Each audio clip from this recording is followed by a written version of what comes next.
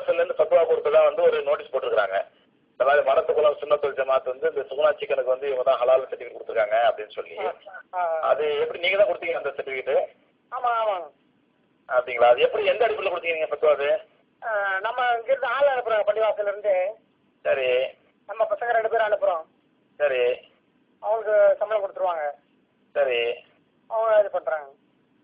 இல்லை நீங்கள் பள்ளிவாசல் சம்மந்தப்பட்ட ஆள் 2 பேரும் அனுப்புறீங்களா? ஆமாம் ஆமாம் ஆமாம். அவங்க தான் வேலை செய்கிறாங்களா? அவங்க வேலை செய்கிறாங்க. சரி. தொழுகைக்கு ஏற்பாடு எல்லாமே பண்ணி கொடுத்துருக்காங்க. சரி. இப்போ அங்கே வந்து இப்போ அவங்க அறுக்கிறதுக்கு வந்து ஒரு நாளைக்கு எவ்வளோ கூலி இருக்கிறாங்க? கிட்டத்தட்ட ஒரு 30,000 பீஸ் கிட்ட இருக்கிறாங்க. ஒரு நாளைக்கா? ஆமாங்க. சரி. ஒரு நாளைக்கு 2 பேர் வந்து எப்படி 30,000 கூலி இருக்க முடியும்? அறுக்க முடியாதான், சும்மா டக்கு டக்குன்னு தான் சொல்லி இது பண்ணுறாங்க.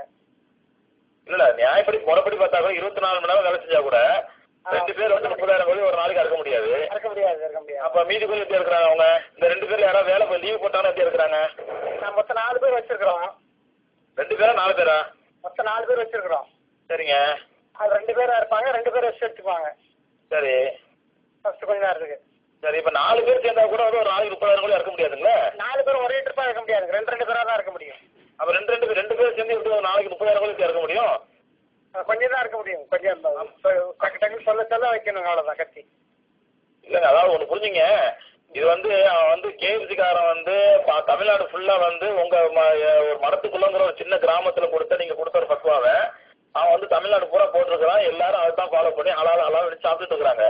அப்போ நீங்கள் வந்து இவ்வளோ கேர்லெஸ்ஸாக வந்து அறுக்க முடியாதுங்க, 2 பேர் தான் இருக்க முடியும், 4 பேர் தான் இருக்க முடியும் அப்படிங்கிற சாதாரண இவ்வளோ ஒரு முக்கியமான விஷயத்த இவ்வளோ சாதாரணமாக சொல்லி மற்றவங்க ஹராமான உணவு சாப்பிட்றதுக்கு நீ காரணமாக இருக்கக்கூடாதுல்ல? அவ்வளோதான் அதில் முடிகிற அளவுக்கு செய்ய சொல்லியிருக்காங்க. இந்த முடிகிற அளவுக்கு இல்லைங்க, இது வந்து 100% ஹலாலாக இருக்கணும்ல.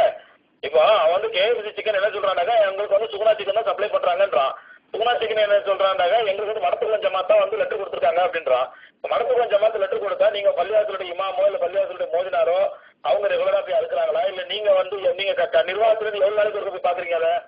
நான் இங்கேருந்து பசங்களை அனுப்பிச்சி வச்சுட்டு டெய்லி போய் ஃபாலோ பண்ணிக்கோ, போகிறாங்களா வர்றாங்களான்னு சொல்லிட்டு. இல்லை டெய்லி நிர்வாகத்தில் டெய்லி போகிறீங்களா அப்போ அந்த சுகுணா சிக்கனுக்கு? அந்த பசங்க போகிறாங்களான்னு பார்த்துக்கிடுவோம். பசங்க போகிறாங்களான்னு பார்க்குறீங்க, அவ்வளோதான்.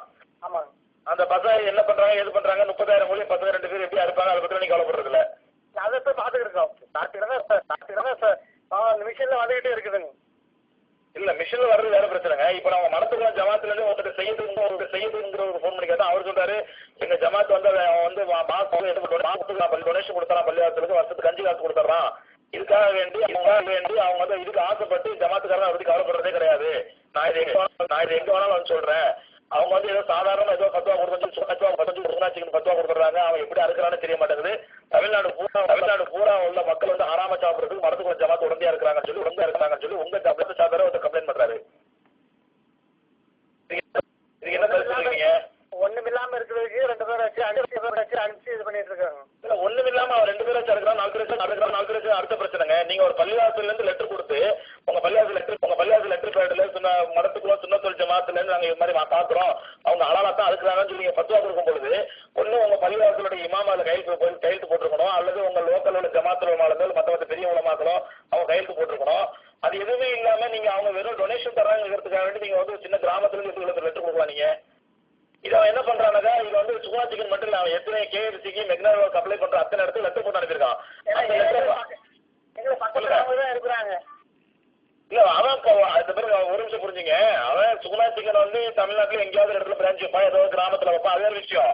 நீங்க பக்கத்துல இருக்கிற ஜமாத்துக்கு ஓகே.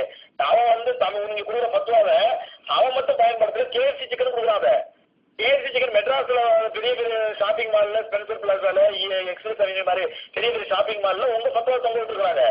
இதை பார்த்துட்டு மக்கள் எங்கிட்ட கேட்கறாங்க, ஒரு ஜமாத்துல கொடுத்துருக்காங்க, ஹலால் ஃபத்வா கொடுத்துருக்காங்க, இதை நாங்கள் சாப்பிடலாமா அப்படின்னு சொல்லி ஒரு பெரிய பரபரமா பிரச்சனை ஆயிட்டு இருக்குது. அப்ப தமிழ்நாடு கூட இந்த மாதிரி ஒரு பெரிய பிரச்சனைக்குரிய விஷயத்தை நீங்க ஒரு சின்ன கிராமத்துல இருந்து அவன் தர டொனேஷன் ஆசைப்பட்டு எப்படி நீங்க லெட்டர் கொடுக்கலாம்? நீங்க ஒரு ஹலால் ஹராம் விஷயத்துல ஒண்ணுமே இல்லாம இருக்கிறதுக்கு நாங்க ஒண்ணுமே இல்லாம இருக்கிறது முறையா செய்யணும். ஹலால் ஹராம்ங்கிறது முறையா செய்யணும். ஒண்ணுமே இல்லைங்கிறதுக்காண்டி அவன் டொனேஷன் தராங்கிறதுக்காண்டி நீங்க லெட்டர் கொடுத்தா எந்த நியாயம் அது? அந்த ஒரு நிமிஷம் அந்த ஃபத்வாவை உங்க மடத்துக்குள்ள மக்களோ இல்ல இந்த சரௌண்டிங்ல உள்ள உடுமலைப்பட்ட பொள்ளாச்சி மக்களோ இல்ல பழனி மக்களோ பயன்படுத்துறா பரவாயில்ல. இது ஓவர் தமிழ்நாடுக்கு அந்த 2 ஃபத்வா பயன்படுத்துறாங்க. அப்ப தமிழ்நாட்டில் உள்ள எல்லா மக்களும் என்ன பண்றாங்க, சரி மடத்துக்குள்ள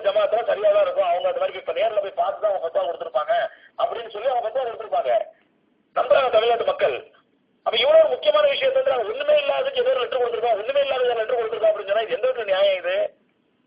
ஒண்ணு உங்க பள்ளி மோதினார் வந்து அங்க போய் பார்த்து அவரால் உங்க பள்ளிக்கு இமாம் போய் பார்த்து ஆமாங்க இங்க முஸ்லீமாச்சு இருக்கிறாங்க நினைக்கிறேன். சும்மா ஒரு பேருக்கு ஒரு நாமக்கே வார்த்தை 2 முஸ்லீம பேருக்கு வச்சாலும் வேலைக்கு வச்சுட்டாண்டா அந்த 2 பேர் சேர்ந்து 30,000 பேர் எப்படி இருக்க முடிச்சுங்க பாப்போம். இருக்க முடியாதுதான். அப்புறம் இதை யோசிக்க எப்படி பத்தவ கொடுக்கலாம் சொல்லுங்க. மற்ற 2-3 கம்பெனிலாம் இருக்கத்தான் செய்யுதுங்க. 2-3 இந்த சாங்கி விகேஎஸ் நிறைய கம்பெனி இருக்கத்தான் செய்யுது. சரிங்க. அவங்களும் இப்படிதான் பண்றாங்க. எப்படி பண்றாங்க?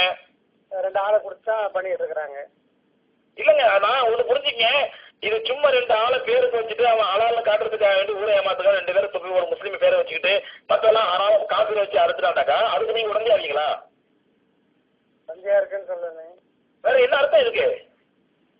இது நீங்க ஏதோ ஒரு சின்ன மடத்துக்குள்ள ஒரு ஜமாத்து கொடுத்த மேட்டர் இல்லை, இது மொத்த தமிழ்நாட்டிலும் அந்த 10 பத்துவா தொங்க விட்டுருக்கலாம் எல்லா கேஎஃப்சி கடைகள்லயும். சரி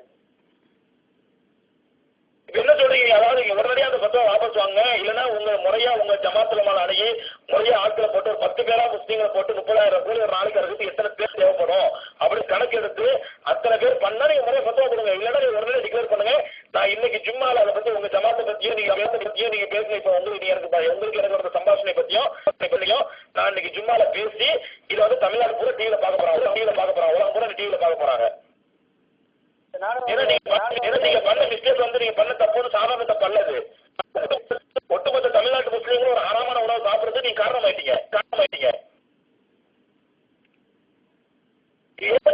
ஏதோ சும்மா ஒரு மாசம் இருந்து கஞ்சி காசு தரான், நோம்பு கஞ்சி காசு தரான், மாசம் டொனேஷன் தராங்கிறதுக்காக வேண்டி நீங்க மார்க்கெட்ல விளையாடுனா எந்த நியாயம் அது? சரி அவங்க எல்லாம் பேசிட்டு சொல்றாங்க. நீங்க உடனடியா அந்த பத்துவா வாபஸ் வாங்க, இல்லைன்னா வந்து அவன்கிட்ட முறையா இந்த மாதிரி சொல்றேன். நான் இன்னைக்கு சுகுணா சிக்கனை பத்தி கேஎஃப்சி பத்தி பேச போறேன். இன்னைக்கு டிவியில டெலிகாஸ்ட் ஆக போது உலகம் கூட பார்க்க போறாங்க. இன்னைக்கு உலகம் கூட பார்க்க போறாங்க. நாங்க எல்லாம் கமிட்டியில முடிவு பண்ணிட்டு உங்கள்கிட்ட பேசுறது என்ன பண்ணலாம்னு சொல்லி நீங்க பேசிட்டு உடனே நடவடிக்கை சுகுணா சிக்கன் சொல்லுங்க. எங்களுக்கு வந்து தமிழ்நாடு கூட எங்களுக்கு அசிங்கமாகி போச்சு, எங்க ஜமாத் வந்து அசிங்கமா பேசுறாங்க, நாங்க வந்து உடனே இது வாபஸ் வாங்கிட்டு அவன்கிட்ட முறையை அவன் அலாலா பண்றதா ஒரு நாளைக்கு 8,000 கூலி இருக்கிறான். அந்த 10,000 கூலி இருக்கிறதுக்கு எத்தனை முஸ்லீம் தேவைப்படும்? அத்தனை முஸ்லீம் நாங்க தான் வந்து ஏற்பாடு பண்ணுவோம். அப்படி ஏற்பாடு பண்ணி அறுத்தா நாங்க வந்து சர்டிஃபிகேட் தருவோம். எல்லாம் தரமாட்டம் கொடுத்துட்டு வாபஸ் வாங்கிடுங்க. அவன் சும்மா 5,000 10,000 தரவங்க ஆசைப்பட்டு தயவுச்சு அல்ல மார்க்கெட்டோட விளையாடாதீங்க. ஆளுகளும் கிடைக்க மாட்டேங்கிறாங்க. அதான் என்ன பண்றாங்க? ஆளுகள் கிடைக்கிறது வேற விஷயங்க, ஆளுகள் கிடைக்கல வேற விஷயம். அப்படி ஆளுகள் பத்தா கொடுக்கூடாது. ஆளுகள் கிடைக்கல காசு வச்சு அறுப்பணி ஆளுகள் பத்தா கொடுத்தா எந்த நியாயம் அது? நான் குளிர்ல வந்து நிக்க முடியல, 2 பேர் 4 பேர் நிக்கிறதே பெரிய சிரமமா இருக்குங்க.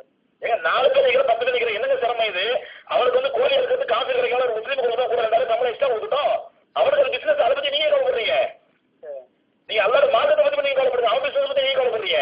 அவருக்கு ஆள் கிடைக்க மாட்டேங்குது, அவருக்கு ஆள் கிடைக்கிறதுக்காண்டி அவர் ஹராமான காசு வச்சு அறுப்போம். அதுக்கு நீங்க ஹலால் பத்தா கொடுத்துருப்பீங்களா? சரி கமிட்டி முடிவு பண்ணி நான் உங்களை பேச வைக்கிறேன். நீங்க முடிவு பண்ணிட்டு உடனே